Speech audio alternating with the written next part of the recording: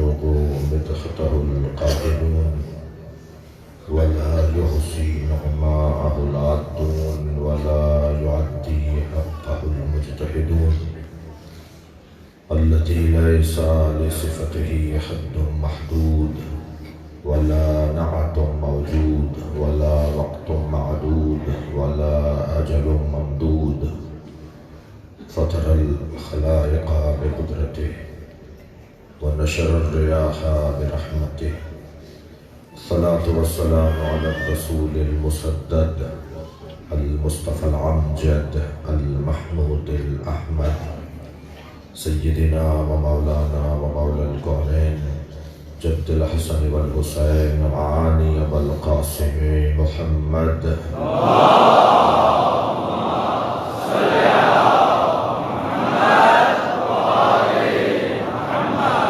وآله الطيبين الطاهرين المعصومين الذين أذهب الله عنهم الرجس وطهرهم تطهيرا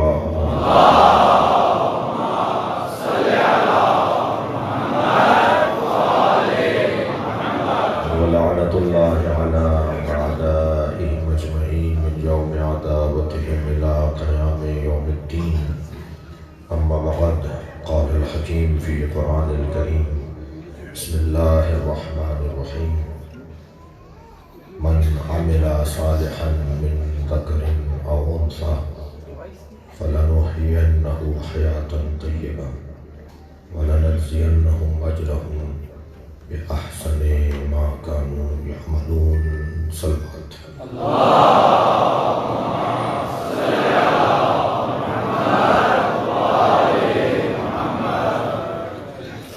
سورہ مبارکہ نحل کی 57ویں آیت کریمہ اللہ اپنے اس کلام میں حیات طیبہ اور اجر جزیل کا اعلان کر رہا ہے۔ وہ حی ہے، حیات کو پسند کرتا ہے، وہ چاہتا ہے کہ حیات باقی رہے، جو جیسا ہوتا ہے ایسی چیز پسند کرتا ہے۔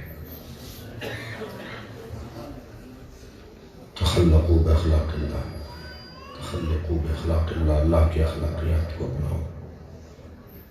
اللہ کی اخلاقیات میں ایک خلق الہی ہے کہ وہ کریم ہے، کریم بن کے دکھاؤ۔ وہ ستار ہے، تم بھی لوگوں کے عیب چھپا کے دکھاؤ۔ وہ حی ہے، چاہتا ہے کہ ہم بھی باقی رہیں۔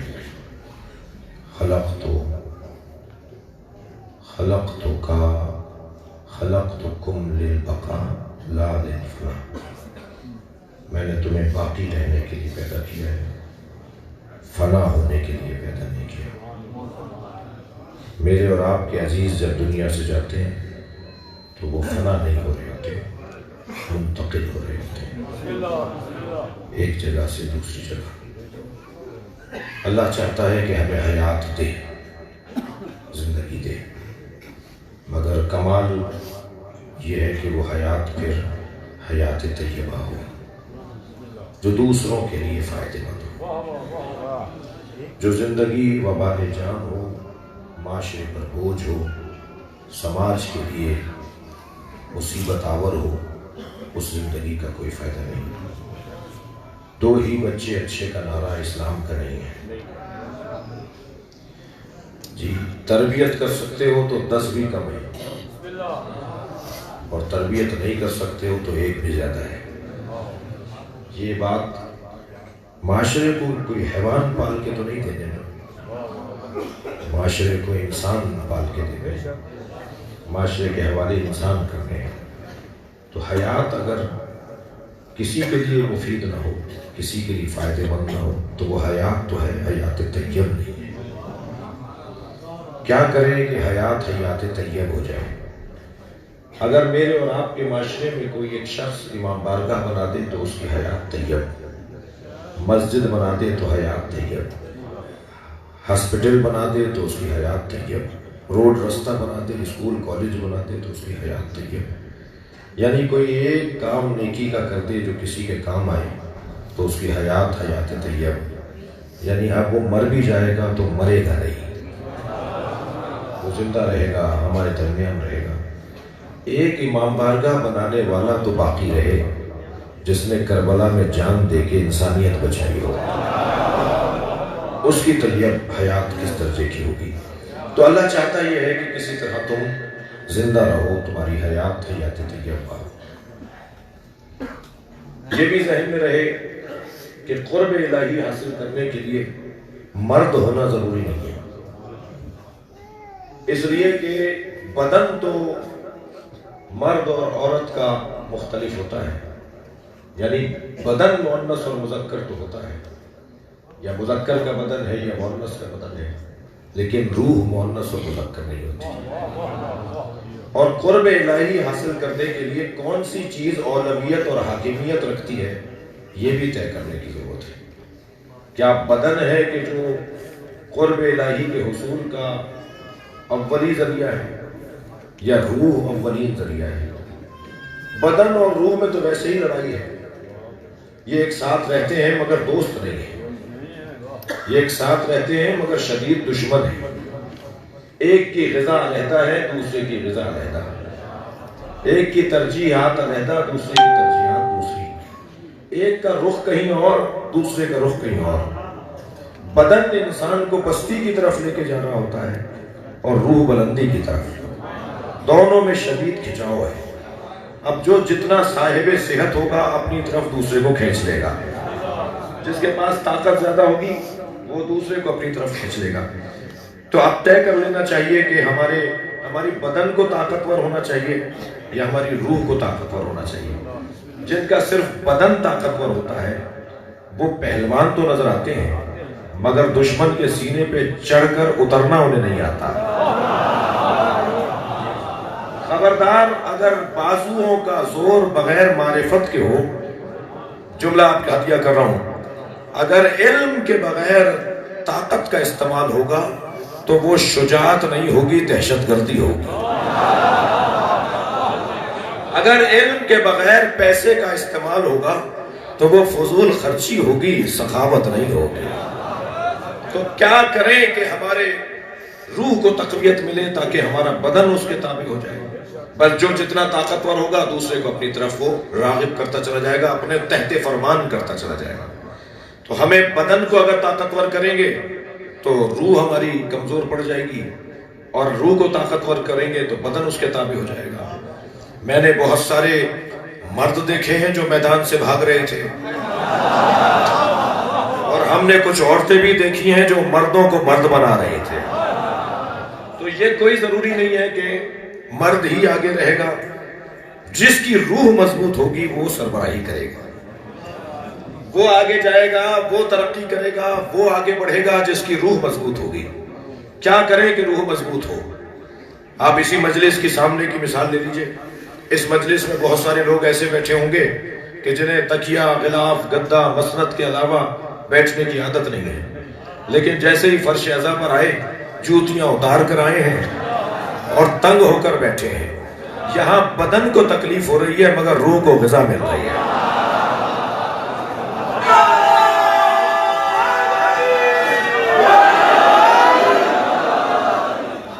تو کیا کریں کہ ہماری روح مضبوط ہو جائے؟ تو یہ طے کر لیں پہلے تو میں اپنے ان بچوں اور جوانوں سے کہہ رہا ہوں کہ ہمارا ایجنڈا، ہمارا مطلب، ہمارا مقصد حیات یہ ہے کہ کسی طرح سے ہماری روح مضبوط ہو، طاقتور ہو، وہ خود بخود ہمارے بدن کو اپنے تحت فرمان بنا لے گا۔ اور جن کی روحیں مضبوط ہوتی ہیں نا، جملہ ہدیہ کروں گا، جن کی روحیں مضبوط ہوتی ہیں، اگر بڑھاپے سے ہاتھ کانپ بھی رہا ہو تو ان کا چلتا ہوا قلم لکھتا ہے سلمان رشدی واجب القتل ہے۔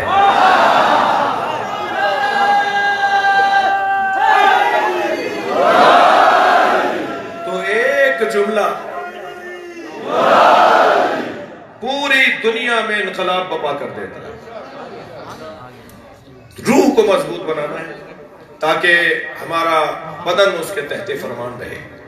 میں پھر ایک اور جملہ کہہ دوں کہ اگر بدن مضبوط ہوگا طاقتور ہوگا، روح کمزور ہوگی تو نماز میں لطف نہیں آئے گا، جی عزاداری میں لطف نہیں آئے گا، جلوس آدھا کر کے لوٹائیں گے، تھک رہے ہیں۔ علم کا کہیں مسئلہ ہوگا تو یہ فراری ہوں گے، کراری نہیں ہوں گے۔ تو وہ جو بدن کو مضبوط کرتے ہیں وہ پھر آرام، آسائش، چین، سکون کو تلاش کر رہے ہوتے ہیں، لیکن جن کی روحیں مضبوط ہوتی ہیں تو پھر بدن تکلیف میں بھی ہو تو ان کے اوپر کوئی اثر نہیں پڑ رہا ہوتا۔ جی بعض لوگوں کو تو سال میں بھی نماز یاد نہیں آتی اور عید کی نماز بھی مسجد چوم کے آ جاتے ہیں، اور بعض لوگ کو ایک رکوع میں ساری رات گزار دیتے ہیں۔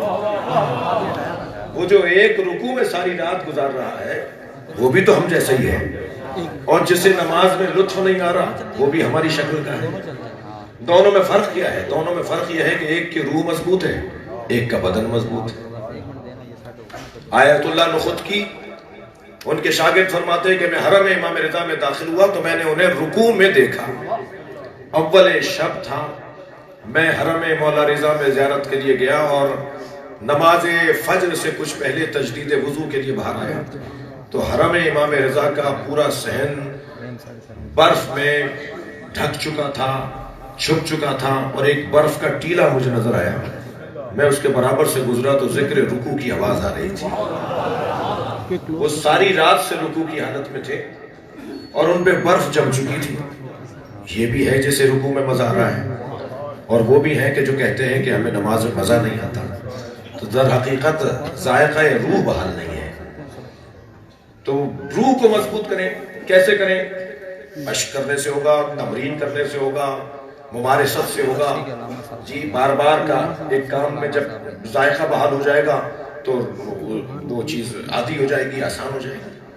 بہت ساری غذائیں آپ کو پسند نہیں ہوتی لیکن کچھ عرصے کے بعد وہ ان غذاؤں کے بغیر چارہ بھی نہیں ہوتا، وہ کچھ عرصے کے بعد اس کا ذائقہ بحال ہو جاتا ہے۔ جیسے ہمارے زبان کے چٹخارے بحال ہوتے ہیں، ایسا ہماری روحوں کے بھی کچھ چٹخارے ہیں، ہماری روحوں کو بھی کس چیز کی طلب ہوتی ہے۔ جیسے ہمارے دہن کے ذائقے ہوتے ہیں نا، ایسے کچھ روح کے ذائقے بھی ہوتے ہیں۔ بعض لوگوں کو بعض لوگ عجیب سے لگتے ہیں کہ یہ صبح سے شام تک 10 مجلسیں کر کے بھی نہیں تھکتا، ہم تو ایک مجلس میں تھک جاتے ہیں۔ تو بھائی مسئلہ تمہارے بدن کا اور اس کی روح کا ہے۔ اس کی روح اتنا ذائقہ لے چکی ہے ذکر حسین میں کہ یہ اس وقت تک چین ہی نہیں پاتا جب تک کہ ذکر حسین میں شریک نہ ہو جائے۔ یہ سارے مسئلے، یہ مثالیں جلدی جلدی میں نے دے دی کیونکہ وقت بہت زیادہ ہو گیا، یہ سارے مسئلے روح اور بدن کے اختلاف کے ہیں اور ترجیحات کے ہیں۔ اب روح انسان کی مرد اور عورت کی مختلف نہیں ہے، روح مؤنث اور مذکر نہیں ہے۔ جب روح مؤنث اور مذکر نہیں ہے اور تقویت روح کو دینی ہے تو پھر اگر قرب الہی حاصل کرنے میں کوئی عورت کسی مرد سے آگے نظر آئے تو اس میں تعجب کی کیا بات ہے؟ ہو سکتا ہے کہ کوئی عورت ہو، خاتون ہو، اور وہ مرد سے آگے نظر آئے اس لیے کہ اس کی روح مضبوط ہے۔ جی شام کا دربار سجا ہوا ہے، لوگ بیٹھے ہوئے ہیں کرسیوں پر، حاکم کو یاد آیا کہ صفین میں علی کا لشکر جب بھاگ رہا تھا تو ایک عورت ہی تو تھی جس نے بھاگتے ہوئے لشکر کو واپس بلا لیا تھا۔ پتہ کیا کہاں رہتی ہے؟ کہا بصرے میں رہتی ہے۔ بصرے کے گورنر کو خط لکھا ذرا ام الخیر کو بھیج دو۔ اب جب ام الخیر آ کے کھڑی ہوئی تو مٹی بیٹھی ہوئی، صفا مسافرت کے گرد و غبار ان کے اوپر تھے، مگر سامنے آ کے کھڑی ہوئی تو پہلا سوال یہ کیا کہ مجھے یہاں بلایا کیوں ہے؟ مولا کی شہادت ہو چکی تھی، کہنے لگا علی مر گئے کیسا لگتا ہے؟ اللہ اکبر! گھر میں بیٹھ کے، ٹھنڈے کمروں میں بیٹھ کے پیاری پیاری باتیں کرنا، جرات مندی کا مظاہرہ کرنا، کسی ظالم بادشاہ کے خلاف ٹھنڈے کمرے میں بیٹھ کے باتیں کرنا اور ہے، اس ظالم کے سامنے بولنا اور ہے۔ جب کہنے لگا نا کہ علی مر گئے کیسا لگتا ہے تو بے ساختہ بولی علی نہیں مرے، عدالت مر گئی ہے۔ کہنے لگا کیا مطلب ہے؟ کہ تمہارے گورنر نے بصرے میں ظلم کی حد کر دی، زیادتیاں بڑھ چکی ہیں۔ بوس ابن ارتاد فوراً حکم دیا کہ نامہ تیار کرو، اسے معزول کرو، اور معزولی کا نامہ اسی کو دیتے ہوئے کہنے لگا ہم بھی تو عدالت کرتے ہیں۔ تو کہنے لگی عزت بچانے کے لیے عدالت اور ہے اور اللہ کی خاطر عدالت اور ہے۔ یہ مضبوط روحوں کے مالک خواتین۔ باب ذکر نسواں میں اگر میں قدم رکھوں تو یہ ذہن میں رہے کہ قرآن میں سورہ رجال تو نہیں ہے مگر سورہ نساء ہے. صلوات پڑھیں ذرا محمد و آل محمد.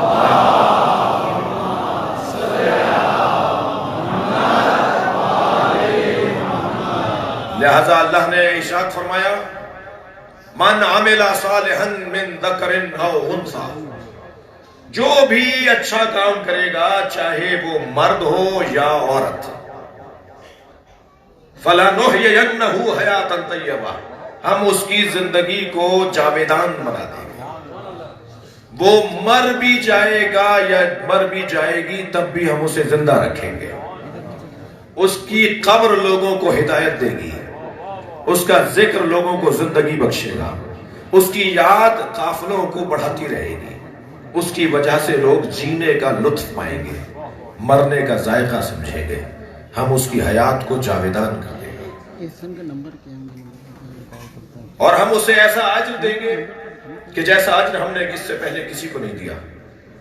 اور معلوم ہوگا کہ عمل انجام دینے کے بدلے میں اللہ کیا انعام عطا کرتا ہے. عزیزو، وادی ذکر انسا ہے. آج نسبت ہے ایک ایسی بیوی کی کہ جو فخر امیر المومنین ہے، جس پر علی فخر کرتے ہوئے نظر آئے، جو کائنات کے لیے زیب و زین ہو. اس اب کی زین کو زینب کہتے ہیں. وہ علی کے لیے جو زیب بن جائے، جو علی کے لیے زینت بن جائے. دیکھو میرے عزیزو، خاتون کے 4 روپ ہیں، خواتین کے 4 رنگ اور روپ ہیں. خواتین 4 روپوں میں اور 4 حلیوں میں ہمیں نظر آتی ہیں. ایک تمہید زندگی، ایک اصل زندگی، ایک نتیجہ زندگی اور ایک حسن زندگی. اس کی گونج ختم کیجئے، اس کو سیدھا کیجئے. ایک تمہید زندگی. شکریہ. خاتون کبھی رنگ اپناتی ہے، روپ اپناتی ہے، جس کو میں اپنی اصطلاح میں کہہ رہا ہوں تمہید زندگی. خاتون کا جب حلیہ تبدیل ہوتا ہے تو وہ ایک اور رنگ اپناتی ہے اور وہ ہے اصل زندگی. پھر اور آگے بڑھتی ہے تو وہ ہے نتیجہ زندگی. اور پھر ایک ایسا مرحلہ بھی ہے کہ جو ہے حسن زندگی. وہ جو تمہید زندگی ہے اسے بیٹی کہتے ہیں، جسے دیکھ کر جینے کا دل کرے، جس کی وجہ سے زندگی گزارنے کا شوق بڑھے. تھکا ماندہ گھر میں پہنچا اور بیٹی کو دیکھ کر ساری تکان دور. ایک صاحب کے 6ٹھی بیٹی ہوئی تو وہ لڈو بانٹ رہے تھے. کسی نے کہا صاحب یہاں تو پہلی بیٹی ہو جائے تو گردن لٹک جاتی ہے اور بیٹا ہو تو لڈو بٹتے ہیں. آپ کے 6ٹھی بیٹی ہو رہی ہے اور آپ لڈو بانٹ رہے ہیں. کہنے لگے میری تو اور بھی اللہ سے دعا ہے کہ اب بھی مجھے اولاد ملے تو وہ بیٹی ہی ملے. کہنے لگے بھائی ماجرا کیا ہے، تمہاری سوچ تو کچھ مختلف لگتی ہے. کہنے لگے توجہ چاہوں گا. کہنے لگے جی بیٹھ جائیے بیٹھ جائیے.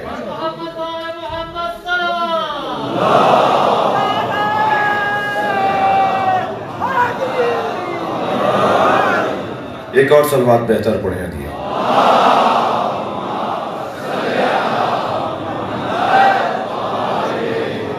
اس سے بہتر اور بلند صلوات پڑھیں.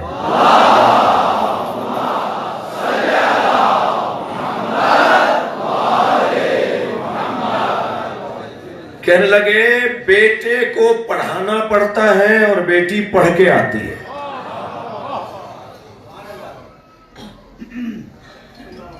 آپ کبھی گھر میں جائیے، بیٹا بھی ہو اور بیٹی بھی ہو آپ کے، تو آپ نے گھر میں داخل ہوتے کے ساتھ ہی جب آواز لگائی تو فرزند ارجمند بیٹے صاحب، آج کل کی بات کر رہا ہوں، موبائل میں کچھ کر رہے ہیں. تب میں نے یہ کچھ کر رہے ہیں جان بوجھ کے کہا ہے. موبائل میں کچھ مصروف عمل ہے. ابا کو دیکھ کر بس بڑی مہربانی فرمائی کے سلام کر لیا. اور بیٹی نے سارے کام چھوڑ کر ابا سے لپٹنا شروع کیا. ہاتھ سے بیگ لے گی، ہاتھ سے سامان لے گی، کوشش کرے گی جوتے اتار دے، لپٹے گی، چپٹے گی، بات کرے گی. یہ کس نے سکھایا اس کو؟ بیٹے کو کس نے منع کیا تھا؟ بیٹی اخلاقیات، رافت، محبت، حسن، جمال، مودت لے کر آتی ہے. حضرت ابراہیم جیسے دعا کر رہے ہیں، یا اللہ مجھے بیٹی عطا فرما. سرکار دو جہاں کو اللہ نے اگر کچھ دیا ہے تو اسے بیٹی کہا جاتا ہے. بہت کچھ دیا ہے، مگر سب کچھ دینے کے بعد بھی اللہ نے نہیں کہا کہ ہم نے تمہیں عطا کر دیا کوثر. بیٹی دے کے کہا کہ ہم نے تمہیں خیر ہی خیر دے دی. اللہ کی عطائیں ساری ایک طرف اور سیدہ ایک طرف. اللہ اکبر. جن عورتوں کے ہاں پہلا بچہ، پہلی اولاد بیٹی ہوتی ہے، وہ ان عورتوں پر فضیلت رکھتی ہیں جن کے ہاں پہلا بچہ بیٹا ہوتا. حدیث سنا دی ہے میں نے آپ کو. ممکن ہے کوئی کہے کہ صاحب یہ تو ہمارے ہاتھ میں ہی نہیں ہے. تو ہاں کچھ فضیلتیں عطائی بھی تو ہوتی ہیں، کچھ فضیلتیں جزائی ہوتی ہیں، کچھ فضیلتیں عطائی ہوتی ہیں. یہ اس خاتون پر عطائے پروردگار ہے کہ اسے اللہ نے پہلے بیٹی دی ہے. جن کو اللہ 3 بیٹیاں مسلسل دے دے، میرے مولا نبی فرماتے ہیں جنت کی ضمانت میں لیتا ہوں. بیٹی، خود اس لفظ بیٹی میں کتنا پیار ہے. یہ کوئی ان سے پوچھے جن کے یہاں بیٹی نہیں ہے. یہ ہے تمہید زندگی.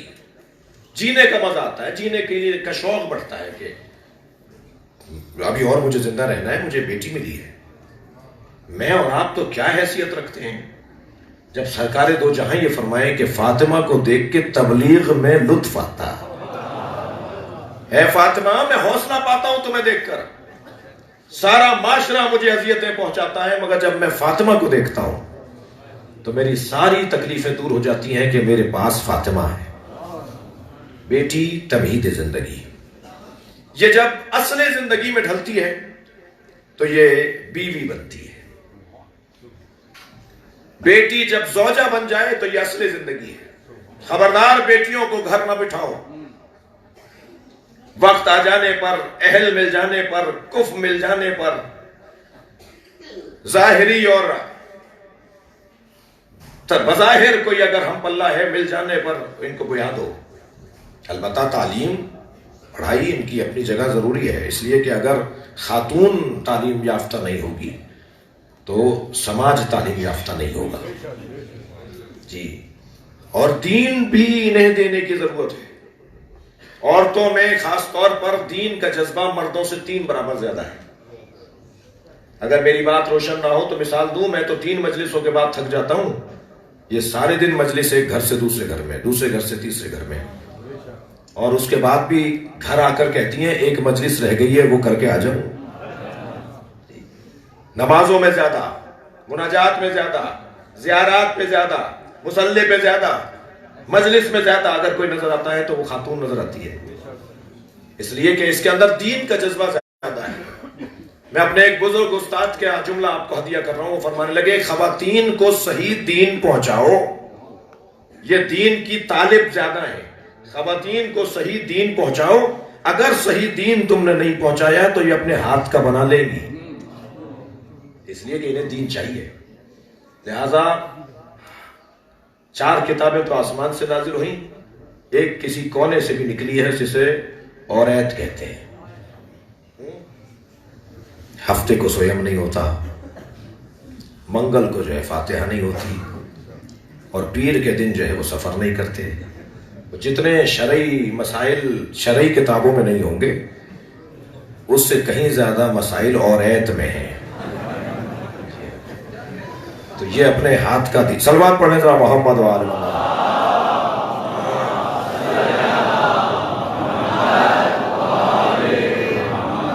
یہ اپنے ہاتھ کا دین بنا لیں گی اگر آپ نے صحیح دین انہیں نہیں دیا.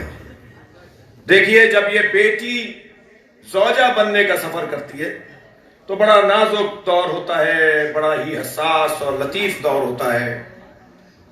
رشتہ تو بڑے چاؤ سے اور بڑے ہی سفارشیں لگوا کر منظور کروایا جاتا ہے، اور 4 سال تک جوڑے بیڑے بھیجے جاتے ہیں، اور سلامیاں اور نیک اور عیدیاں بھیجی جاتی ہیں، اور 4 سال تک تو اس نامزد بہو میں کوئی عیب نظر نہیں آتا. لیکن ابھی نکاح کے صیغے جاری ہوئے، 1 ہفتہ نہیں گزرا تو ان کے دانت نظر آتے ہیں، ان کی چال نظر آتی ہے، یہ نمک زیادہ کر دیتی ہے، یہ مرچیں کم کر دیتی ہے، اس نے 4 پیالیاں توڑ دی گھر کی. سارے عیب ساس اماں کو نظر آنا شروع ہو جاتے ہیں. جو 4 سال تک نظر نہیں آئے وہ 1 ہفتے میں نظر آ جاتے ہیں. یہ آنکھیں کیوں بدل گئیں؟ اس لیے کہ ماں محبت میں شراکت نہیں چاہتی. یہ اس کے نفسیات کا مسئلہ ہے. اس ماں کی محبت کی شراکت کو محسوس کرے جوان، اور اب یہ برزخ میں ہے وہ لڑکا جو ایک طرف ماں کو دیکھے تو ایک طرف بیوی کو دیکھے، اور بیوی کے حقوق اس کو کچھ اور کہہ رہے ہوتے ہیں اور ماں کا ادب اسے کچھ اور کہہ رہا ہوتا ہے. تو یہ عالم برزخ سے کب نجات پائے گا یہ تو اللہ ہی جانتا ہے. اتنا ہے کہ حساس دور ہے اور بڑے ہی معاملات کی خرابی ہے. اس ساس اماں کا بھی کچھ معالجہ ہونا چاہیے، اور وہ معالجہ یہ ہے کہ انہیں اپنے احساسات اور جذبات پہ قابو لانا ہوگا. انہیں اپنا داماد تو اچھا لگتا ہے جو ان کی بیٹی کو وقت دیتا ہے، گھمانے لے جاتا ہے، تفریح کے لیے لے جاتا ہے، مگر انہیں اپنا بیٹا اچھا نہیں لگتا جو ان کی بہو کو وقت دے رہا ہوتا ہے. ایک جیسا رکھو نا. داماد تو اچھا ہے. صلوات پڑھیں ذرا محمد و آل محمد.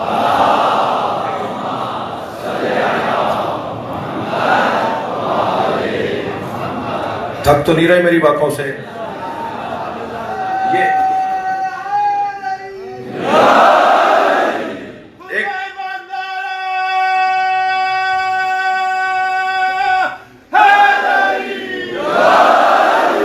میں مخاطب اول تو مردوں کو اور لڑکوں کو رکھ رہا ہوں. اس وقت میرے سامنے کے جو مخاطب ہیں وہ تو لڑکے ہیں اور مرد ہیں، لیکن بہرحال آواز تو خواتین تک جا رہی ہے، اور آواز نہیں جا رہی تو بعد میں تصویر چلی جائے گی، ویڈیو چلی جائے گی، تو بات تو پہنچے گی. یہ جو بچی ہے نا، بیٹی ہے ہماری، یہ ہماری جو لڑکی ہے، ہماری جو دختر ہے، یہ جو بیوی بننے جا رہی ہے، اس کے بارے میں ایک اور تشبیہ کا سہارا لے رہا ہوں میں.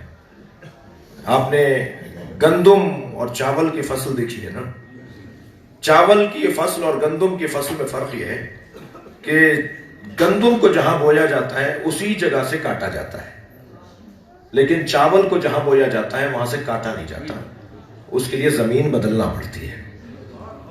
پودا کچھ بڑا ہو جاتا ہے، پھر وہاں سے نکال کے کہیں اور لگانا پڑتا ہے، تب چاول کی فصل تیار ہوتی ہے.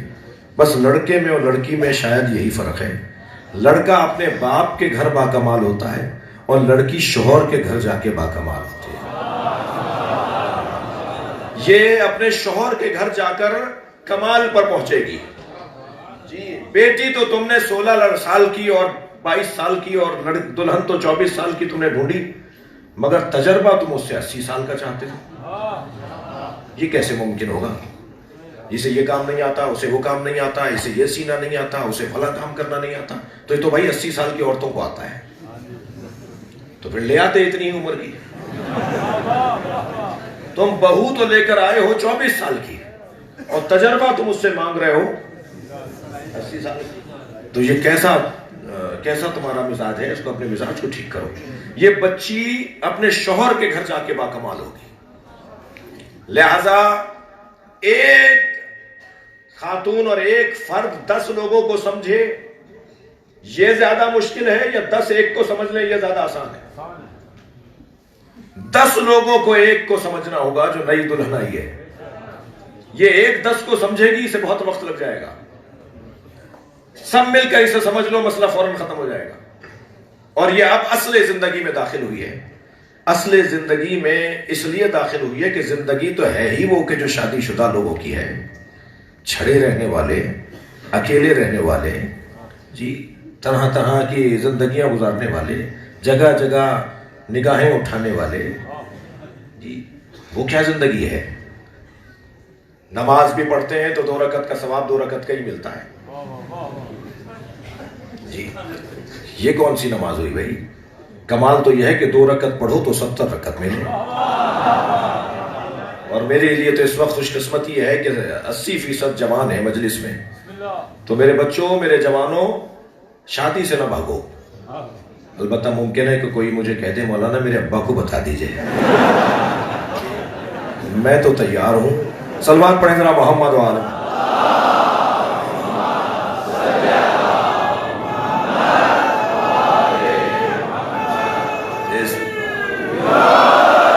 بلند تر صلوات پڑھیں گے.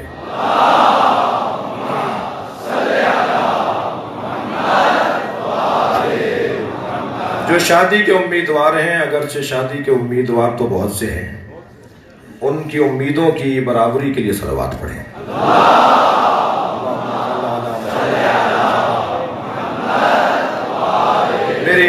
میری مراد جوانوں سے ہے. وہ دوسری شادی کرنے والوں کے لیے دعا نہیں کی میں نے. ہاں، میں لطیفے بھی نہیں سنا رہا، میں تو سیدھی مجلس پڑھ رہا ہوں.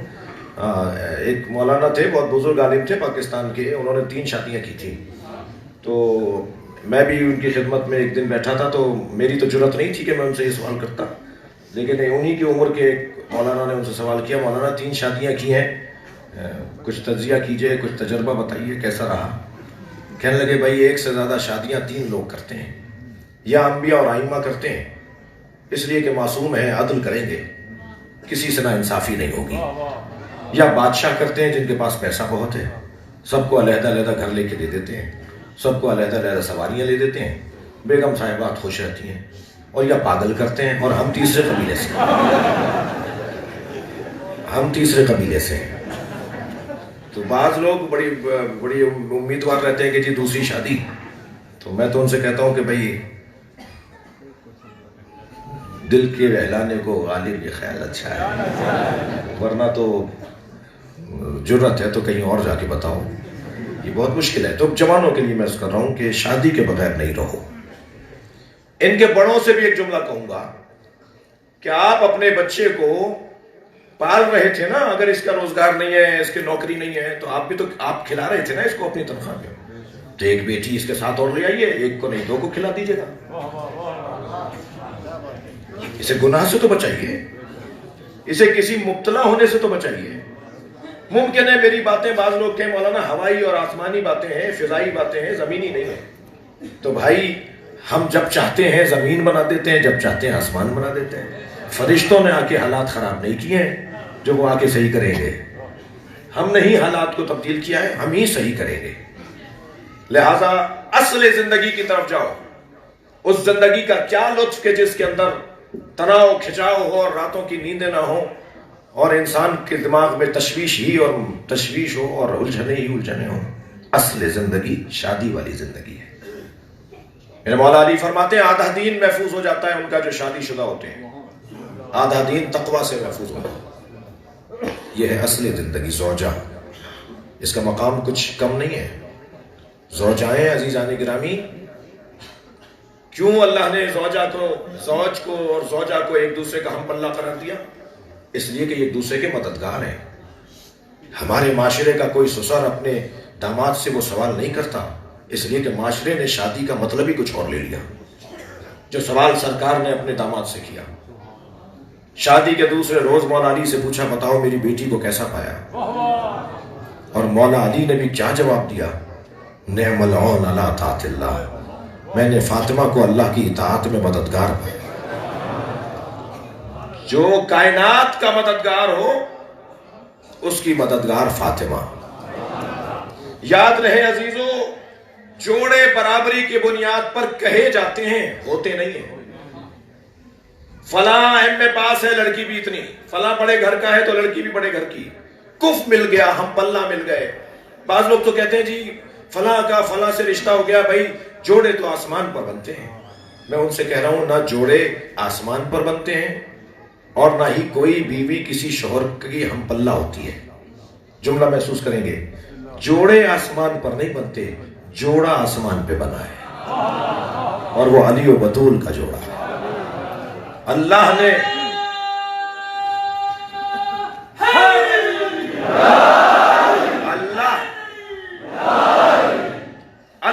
جس شادی اور جس جوڑے کو آسمان پر بنایا ہے، وہ جناب زہرا اور مولا علی کا جوڑا ہے۔ فاطمہ بتاؤ، فاطمہ بتاؤ میں تمہارا مہر کیا رکھوں، میں تمہارا نکاح علی سے کر رہا ہوں۔ عرش پر اللہ نے نکاح پڑھایا جناب زہرا کا، زمین پہ مصطفیٰ نے پڑھایا۔ بی بی کا 2 جگہ نکاح ہوا ہے تو یہ شادی بھی دونوں جگہ باقی رہے گی۔ ہماری بیگمات جنت میں ہمارے ساتھ ہوں یہ لازم نہیں ہے۔ ایک صاحب کہنے لگے مولانا دعا بھی مت کیجیے گا، بس یہی بہت ہے۔ تو جیسے آپ کا یہ مطالبہ ہے نا، بیگم صاحبہ بھی کہتی ہیں مولانا دعا مت کیجیے گا یہ ہمیں وہاں ملے، تو جتنا انہوں نے ہمیں برداشت کیا ہوگا تو اس سے زیادہ تو ہم نے انہیں برداشت کیا ہے۔ ضروری نہیں ہے کہ ہماری بیویاں ہمیں وہاں ملیں۔ یہ واحد جوڑا ہے علی و بطول کا جوڑا، جو وہاں بھی میاں بیوی ہیں اور یہاں بھی زن و شوہر۔ ان کا رشتہ ختم ہونے والا نہیں ہے۔ یہ دونوں جہان کے اندر ہم پلہ ہیں۔ صرف ایک جوڑا ہے جو آسمان پہ بنا ہے، تھکے تو نہیں؟ صرف ایک جوڑا ہے جو آسمان پر بنا ہے۔ فاطمہ بتاؤ تمہارا مہر کیا رکھوں؟ میری بیوی نے فرمایا امت مصطفیٰ کی نجات، مجھے بابا کی امت کو، کلمہ پڑھنے والوں کو جنت میں دیکھنا ہے۔ آمادہ ہیں ایک جملہ کہوں؟ سیدہ کا مہر ہے امت مصطفیٰ کی نجات۔ مہر دیتا کون ہے؟ ماشاءاللہ جنہوں نے دے دیا فوراً بتا رہے ہیں کہ شوہر دیتا ہے۔ جی مہر کون دیتا ہے؟ ان بچوں کو تو پتہ ہی نہیں نا، شادیاں نہیں ہوئی ان کی نا، تو شوہر دیتا ہے نا مہر، شوہر دیتا ہے مہر۔ امت مصطفیٰ کو جنت میں لے جانا ہے، مہر ہے زہرا کا۔ کون لے جائے گا؟ مجھے تو سمجھ میں نہیں آتا دنیا میں جسے علی علی کی صداؤں سے خار آتا ہو، وہ جنت میں جانے کا شوقین کیوں کرے؟ جنت کے دروازے پہ جانا چاہتا ہے اور علی سے اس کو پیار نہیں ہے، تو علی ہی بخشوائیں گے، علی ہی جنت میں لے جائیں گے۔ اصل زندگی ایک زوجہ ہونے کی صورت میں ہے عورت کی۔ آگے بڑھوں اور پھر ہے نتیجہ زندگی جب یہ ماں بن جاتی ہے۔ زندگی کا نتیجہ ہے جب ایک ماں کی شکل میں اس کی گود میں ایک بچہ آ جاتا ہے۔ اور اللہ کا بھی عجیب نظام ہے کہ اللہ نے بچہ ماں کی گود میں دیا ہے، باپ کی گود میں نہیں دیا۔ باپ کی گود میں دیا ہوتا تو 2-3 راتوں کے بعد ہی بیڈ سے نیچے پھینک دیتے۔ جی سارے دن کا تھکا ماندہ آیا ہوں اور رات کے 1 بجے اس نے رونا شروع کر دیا، کپڑے بھی بدلوانے ہیں اور کھانا بھی کھلانا ہے، اور یہ فوراً اس بچے کو پھینک دیتے۔ اللہ نے سخت مزاج لوگوں کے ہاتھ میں تو تربیت کا کام ہی نہیں دیا۔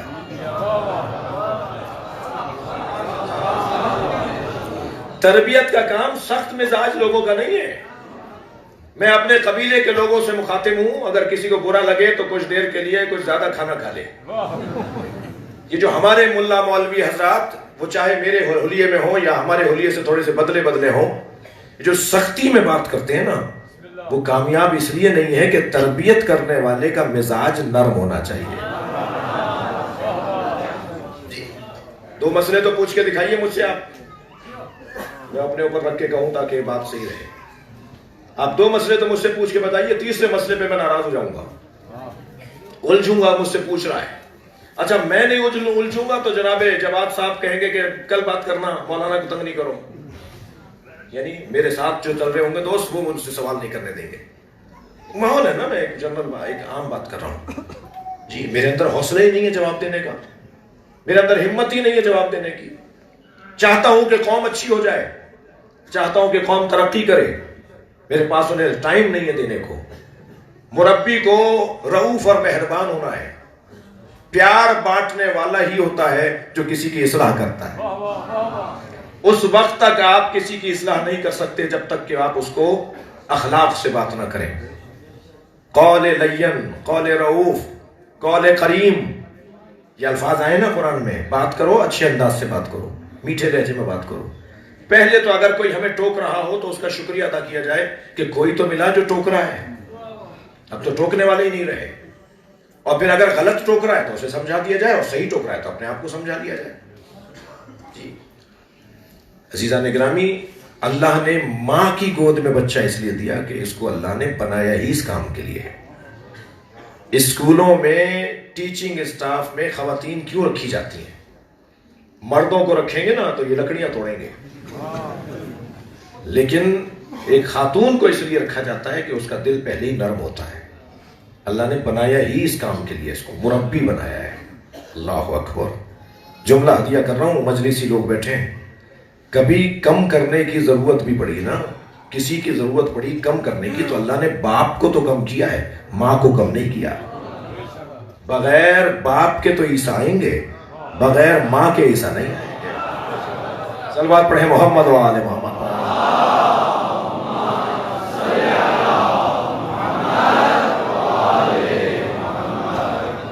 میں نے بہت دیر لگا دی آپ کو اس منزل تک لانے میں کہ یہ نتیجہ زندگی، یعنی ماں جب گود میں بچہ آیا تو ماں نتیجہ زندگی ہے. مگر عزیزو ایک اور بھی اس خاتون کا روپ ہے اور وہ ہے حسن زندگی، اور وہ ہے بہن. علامہ اقبال کہتے ہیں مریم از یک نسبت عیسیٰ عزیز، از سے نسبت حضرت زہرا عزیز.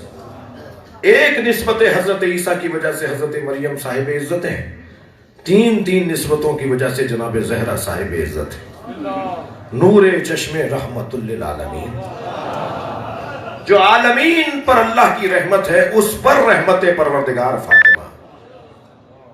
نور چشم، ایک نور چشم رحمت للعالمین، آن امام اولین و آخرین. اور دوسری نسبت عظمت زہرا کی یہ ہے کہ بانو آن تاجدار حل عطا، یہ اس کی زوجہ ہے جس کے سر پہ حل عطا کا تاج رکھا ہوا ہے. بانو آن تاجدار حل عطا، مرتضی مشکل کشا شیر خدا. اور تیسری عظمت سیدہ کی اس نسبت سے ہے کہ مادر آن مرکز پرکار عشق، یہ اس کی ماں ہے جو عشق کے دائرے کا مرکز ہے. مادر آن کاروان سالار عشق، یہ اس کی ماں ہے جو عشق کے کاروان کا سالار ہے. میں علامہ اقبال سے کہوں کہ یہ آن کا اشارہ امام حسن کی طرف ہے، امام حسین کی طرف ہے، جناب زینب کی طرف ہے، جناب ام کلثوم کی طرف ہے. علامہ ذرا فرمائیں تو صحیح. تو علامہ نے اسی کلام کے آگے آخر میں جا کر وضاحت کر دی کہ میری مراد زہرا کے ہر بچے سے ہے.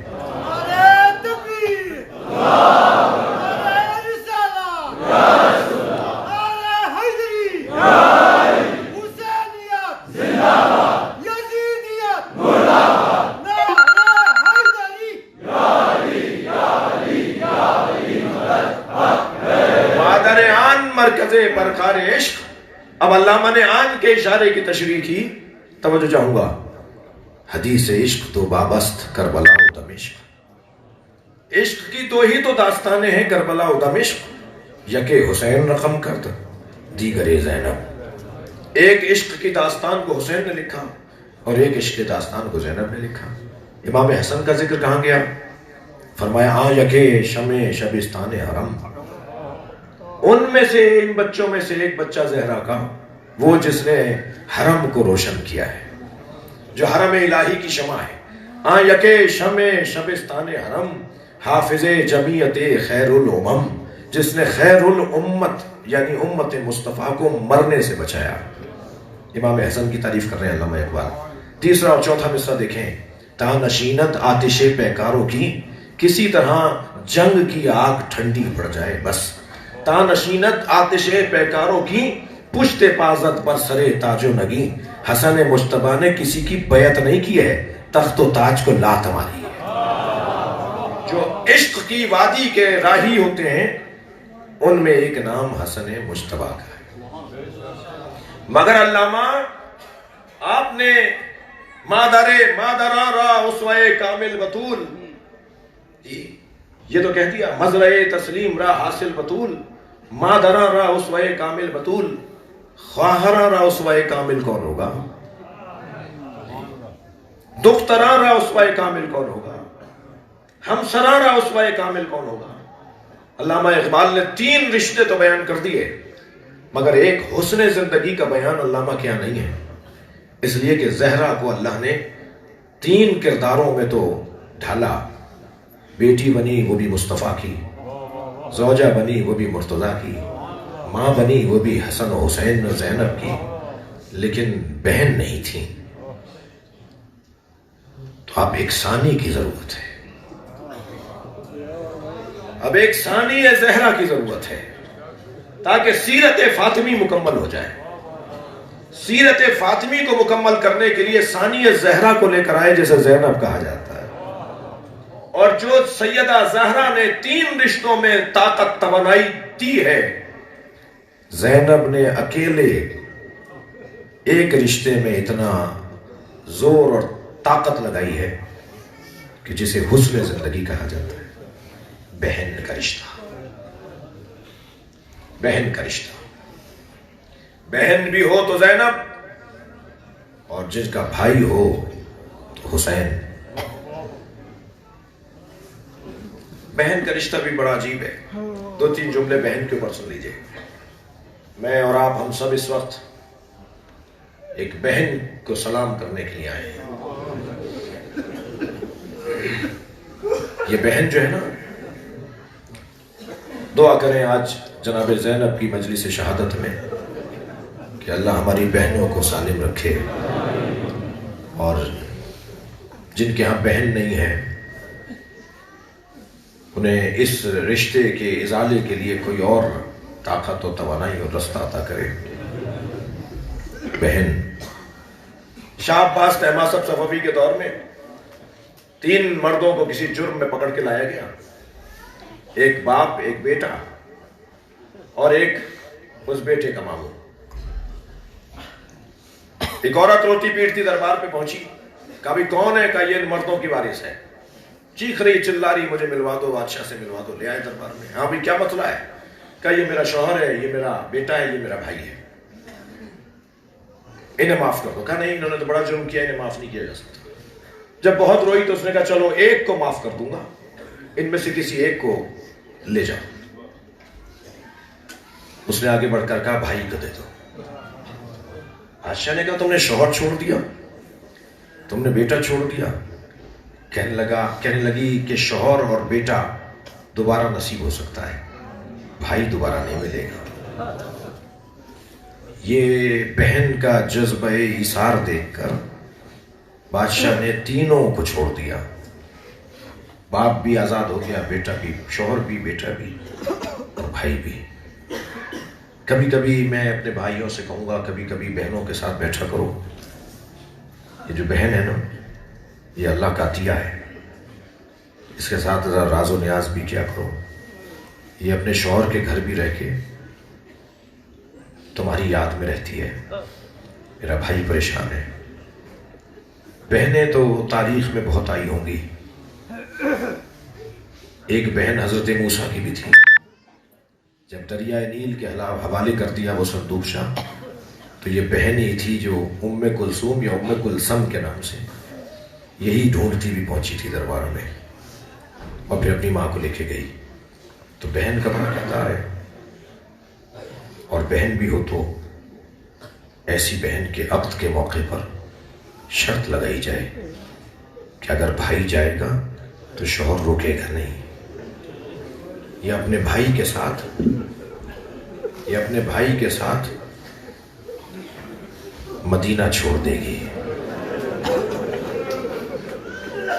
جناب زینب کے عقد میں ضمن عقد ایک شرط رکھی گئی تھی، اور یہ شرط جناب امیر المومنین مولا علی نے رکھی تھی۔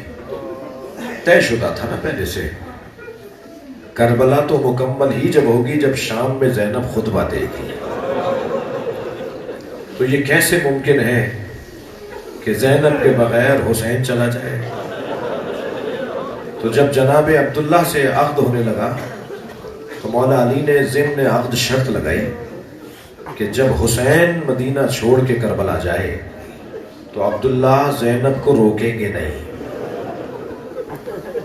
جی آپ آمادہ ہیں نا رونے کے لیے؟ اپنے ذہنوں کو لے چلیے ایک اس مخدومہ کی خدمت میں جو بے وطنی میں ماری گئی ہے، جو غربت میں ماری گئی ہے۔ سخت جملہ کہنے جا رہا ہوں، ماں کو تماچا مارا گیا، اور بیٹی کو بیلچا مارا گیا۔ شام میں جناب زینب کے لیے مقتل کا کہنا یہ ہے کہ میری بیوی جب امام سجاد کے ساتھ دوبارہ شام آئی ہے، شام آنے کا ایک غرض تو یہ تھی کہ امام سجاد کو بلایا گیا تھا اسیر کر کے، دوبارہ گرفتار کر کے، فرمایا میں زین العابدین کو اکیلا نہیں چھوڑوں گی۔ تو جو امام سجاد کے ساتھ جناب زینب شام آئی ہے نا، جہاں شہید ہوئی، جہاں آج مزار ہے بی بی کا، وہاں شاید رو رہے ہیں نا آپ، وہاں شاید جناب زینب کے آنے کا سبب ایک یہ بھی ہو، میری سکینہ بہت دیر سے اکیلی ہے، میں کچھ دیر اپنی سکینہ سے ملاؤں اور زینب کو سکینہ کی تنہائی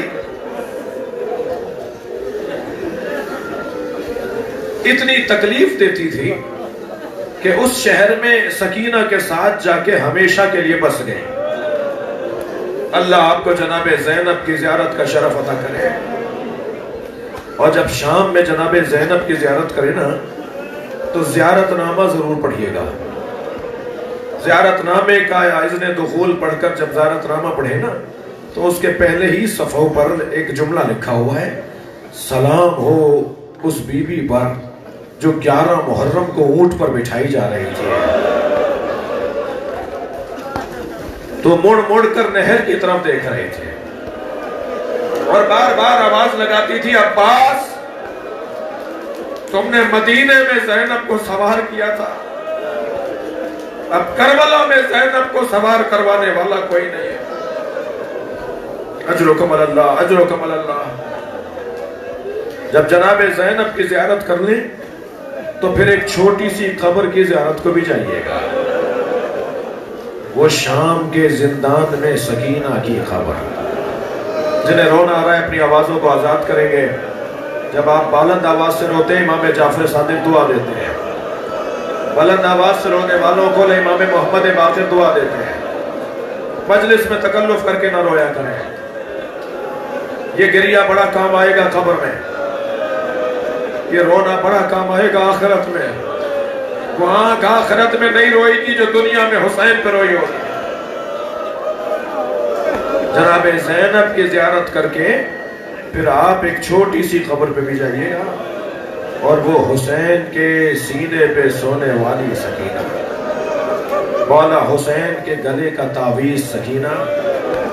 اللہ کرے جناب سکینہ کی قبر کی زیارت ہمیں دوبارہ نصیب ہو۔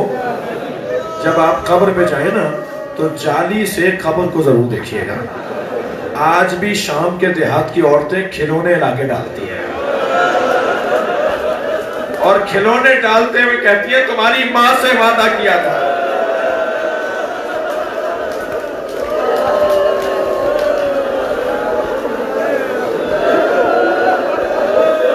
اجرکم اللہ اجرکم اللہ۔ آپ رو رہے ہیں، شب شہادت ہے،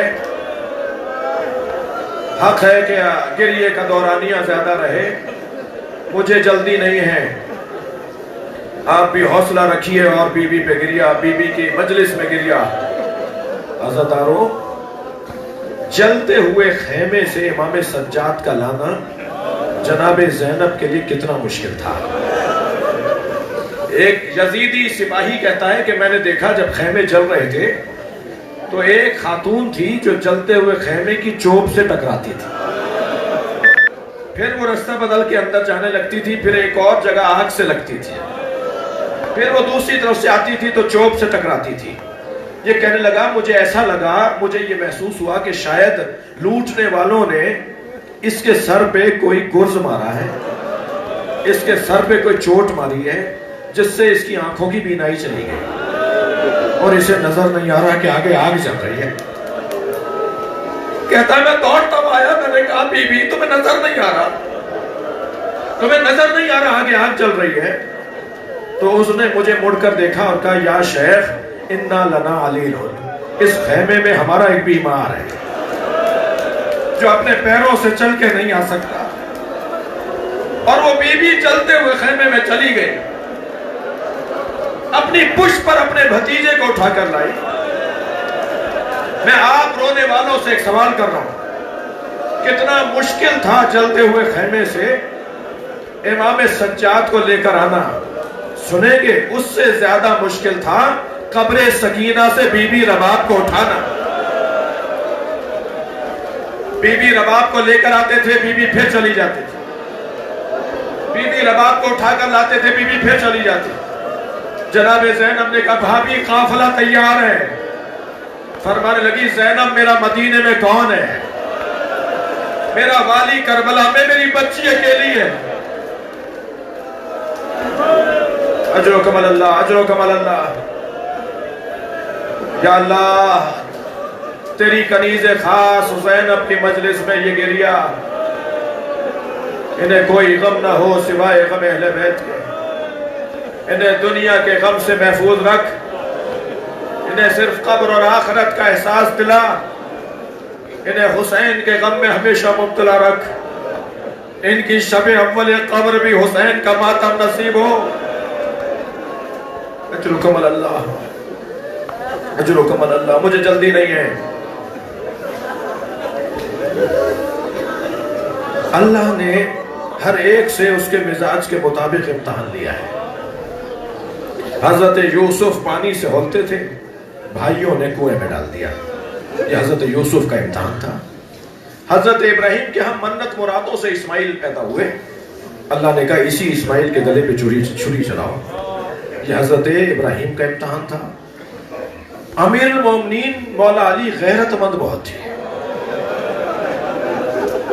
بازار میں ایک یہودی عورت کو پٹتے ہوئے دیکھا، 3 دن علی نے کھانا نہیں کھایا۔ جب علی کے سامنے کھانا آتا تھا کہتے تھے میں نے ایک عورت کو پٹتے دیکھا، اس کے گھر والے اسے مارتے ہوئے لے جا رہے تھے۔ رو رہے ہیں نا آپ، حق ہے، ہر آنکھ میں آنسو ہے۔ ایک جملہ کہہ دو، جو ایک اجنبی عورت کو پٹتے ہوئے دیکھے تو 3 دن تک کھانا نہ کھائے، کیا گزری ہوگی علی پر جب زہرا پہ ہاتھ اٹھایا، جب سیدہ پہ دروازہ گرایا۔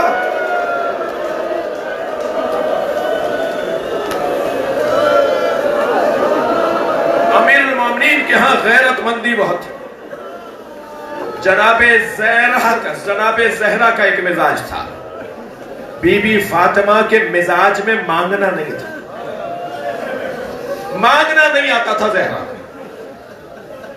3 دن تک بابا سے کنیز مانگنے جاتی رہی، بول ہی نہیں پا رہی تھی،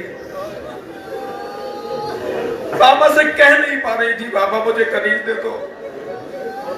تیسرے دن نبی خود آ گئے، فاطمہ کچھ مانگنا چاہتی ہو؟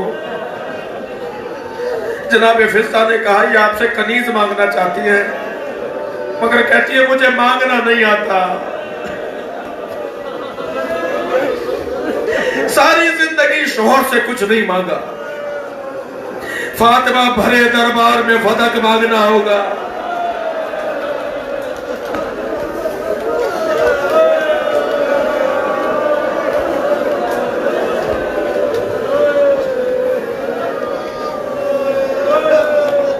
یہ جناب زہرا کا امتحان۔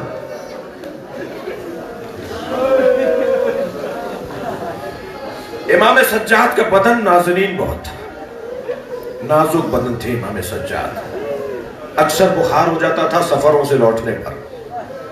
بلا تشبیہ آپ کے ہاتھ اور پیر روئی کے گالوں سے زیادہ نرم تھے۔ جس کا بدن اتنا نازنین ہو اسے میلوں پیدل چلنا ہو، اس کے پیروں میں بیڑیاں ڈلیں گی، اجر و کمال اللہ، تھکے نہیں رونے سے۔ جناب زینب کا مزاج یہ تھا کہ کبھی بھائیوں کے سامنے بغیر چادر کے نہیں آتی تھی، کبھی بابا کے سامنے زینب بغیر چادر کے نہیں آتی تھی۔ یہاں اندازہ ہوتا تھا بھائی حسن آ رہے، فوراً سر پہ چادر لیتی تھی۔ مجلس میں خواتین بھی بیٹھی ہیں، آپ سب گھر والے لوگ ہیں، خاندان اور قبیلے والے لوگ ہیں۔ عزاداروں میں ایک جملہ کہوں گا، اللہ کرے مجھ سے بیان ہو جائے۔ شام غریبہ میں زینب نے بغیر چادر کے نماز مغرب کیسے پڑھی؟ وہ جب اللہ اکبر کہا ہوگا یا اللہ زینب سے یہ نماز قبول کر لے.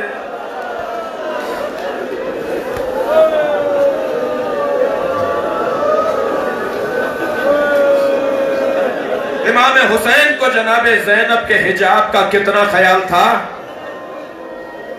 جانتے تھے امام حسین کہ میری بہن حجاب کا کتنا خیال، میرے سامنے بغیر حجاب کے نہیں آتی. ایک دن اچانک بابا کی گود میں بیٹھی ہوئی تھی. کتنی بڑی ہوں گی گود میں؟ 1 سال 1.5 سال کی. بابا کے برابر گود میں بیٹھی تھی کہ ایک مرتبہ بی بی کے سر سے چادر سرک گئی. میرے مولا نے بازوؤں پہ بوسہ لیا تو تعجب سے پوچھا بابا آپ نے یہاں بوسہ لیا ہے؟ زینب ان بازوؤں میں رسن بندھے گی.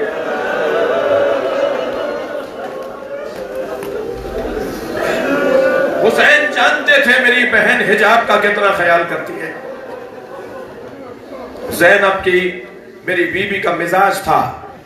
عزاداروں میرا سوال ہے رونے والوں سے، سب سے زیادہ کربلا میں حسین کو تکلیف کس بات پہ ہوئی؟ حضرت علی اکبر کے سینے میں برچھی دیکھ کر، حضرت قاسم کا پامال لاشا دیکھ کر، عباس کے کٹے ہوئے بازو دیکھ کر، یا علی اصغر کے گلے میں لگے تیر کو دیکھ کر؟ میرا سوال ہے سب سے زیادہ تکلیف حسین کو کب ہوئی؟ جب میرے مولا گھوڑے سے گرے. تھکے نہیں. جب میرے مولا گھوڑے سے گرے اور ایک ایسا بھی وقت آیا کہ بدن میں حرکت نہیں تھی. قاتلوں اور ظالموں کا حلقہ تنگ ہونے لگا. خولی کے ہاتھ میں شمر اور سنان کے ہاتھ میں چاقو خنجر تھے. یہ حسین کے قریب آنے لگے کہ ایک آواز آئی یزیدی سپاہیوں میں سے ایک سپاہی کی، اتنا رک جاؤ کہ حسین کی روح پرواز کر جائے. جب حسین کے بدن سے روح نکل جائے تب سر کاٹ لینا. تمہیں سر ہی تو دکھانا ہے نا کہ کاٹ کر لے آئے. حسین کی روح پرواز کرنے دو. تو ان ظالموں نے مڑ کر اسے دیکھا اور کہا کیسے طے کریں حسین زندہ ہے. مولا کے بدن میں تحرک نہیں تھا، حرکت نہیں تھی.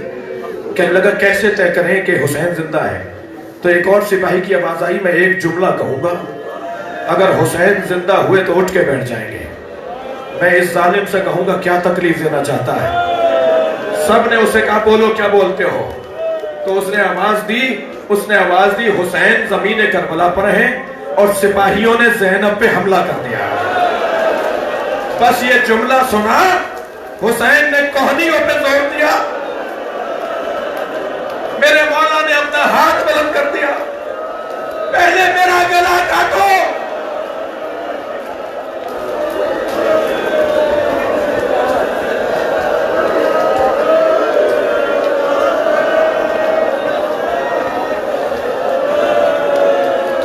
اجرکم اللہ، اجرکم اللہ.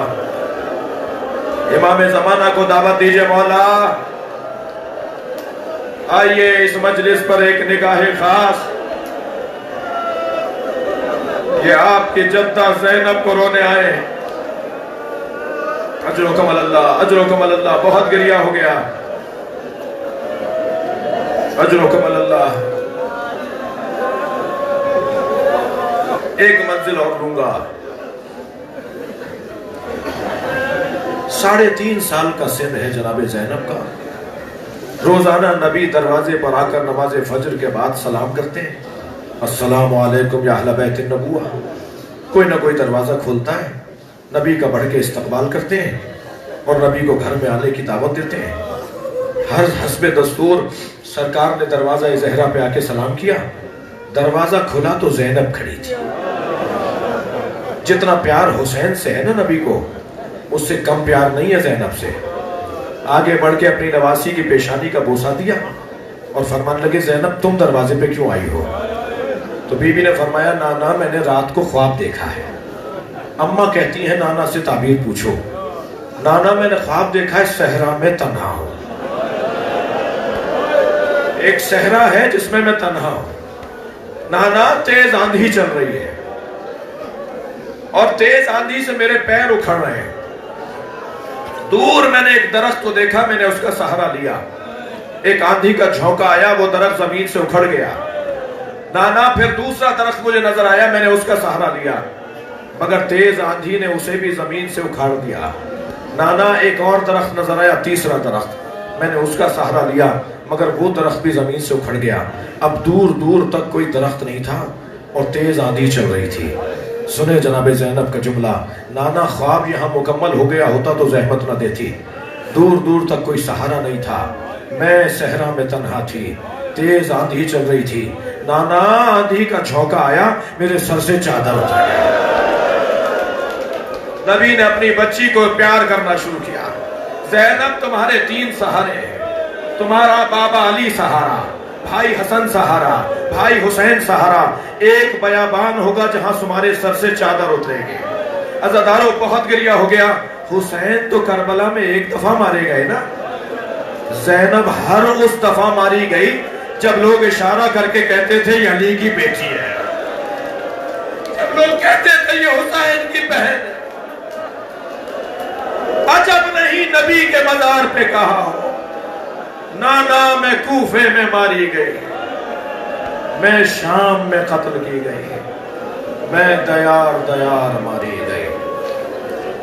وَلَا لَعْنَةُ اللَّهِ عَلَىٰ قَوْمِ الظَّالِمِينَ فَسَيَعْلَمُ الَّذِينَ ظَلَمُوا أَيَّ مُنْقَلَبٍ۔ یا اللہ ان آوازوں پر رحمت نازل فرما، رونے والوں کی توفیقات میں اضافہ فرما۔ بانیان مجلس، ہماری بلتی برادران، حاضرین مجلس کی رزق عزت توفیقات میں اضافہ فرما، امام زمانہ کے ظہور میں تعجیل فرما، حاجات کی برابری کے لیے اور زیارت کا شرف نصیب ہو، اس دعا کی قبولیت کی بلند تر صلوات پڑھیں گے۔ اللہ